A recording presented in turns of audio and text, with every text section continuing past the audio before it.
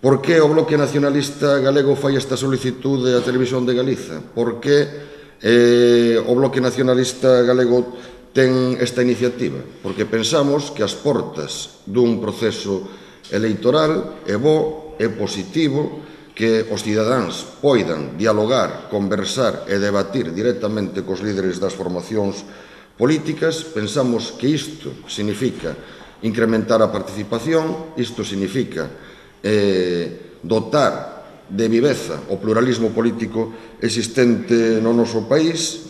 Pensamos que uns medios de comunicación de titularidade pública como a Radio Galega e a Televisión de Galiza deben de ter unha vocación de diálogo permanente coa sociedade.